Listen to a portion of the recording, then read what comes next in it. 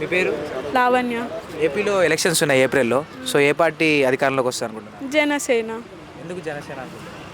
ఆయన జెన్యూన్గా ఉంటాడు కాబట్టి జనసేన అనుకుంటున్నాం అంతే. మేబీ జగన్ వచ్చి ఏమైతే చేయలేడు కదా వాళ్ళకి. ఇప్పుడు మేబీ ఆయన వస్తే ఏదైనా మంచి జరుగుతుంది ఏపీకి అని అనుకుంటున్నాం అంతే.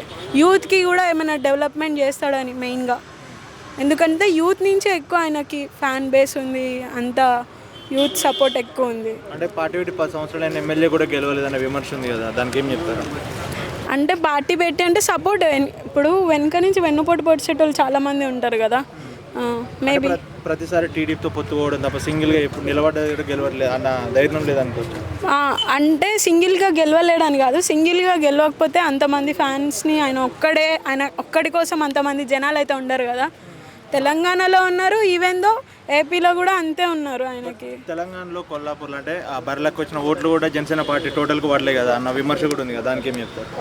ఏంటిదంటే ఫస్ట్ ఆఫ్ ఆల్ మేబీ డబ్బుతో వాళ్ళని కొనుక్కుంటున్నారేమో అని నేను అనుకుంటున్నాను. ఇప్పుడు పార్టీస్ చాలామంది ఎలక్షన్స్కి ముందు మనీ ఇస్తారు కదా. మిడిల్ క్లాస్ వాళ్ళు కానీ పూర్ కానీ ఏమనుకుంటారు, ఆ మనీ కావాలి, ఆ మనీ కోసం అట్రాక్షన్ అయ్యి సో వాళ్ళు ఓటు వేసి ఉండొచ్చు.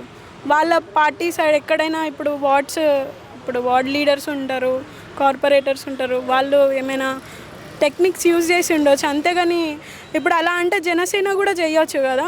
మనీ పంచి తీసుకోవాలనుకుంటే ఓట్లు తీసుకోవచ్చు అలా కూడా. ఆయన ఎందుకు జెన్యూన్గా ఉన్నాడు, నాకు ఎంత ఓట్లు పడినా పర్వాలేదు కానీ అది ప్రజల నుంచి జెన్యూన్గా రావాలని కోరుకున్నాడు అంతే. అంటే ఈసారి ఎమ్మెల్యే గెలిచే ఛాన్స్ ఉందని అనుకుంటున్నాను నేనైతే. ఎందుకంటే ఆంధ్రప్రదేశ్ సైడ్ చాలా రియలైజ్ అయ్యారని అనుకుంటున్నాను.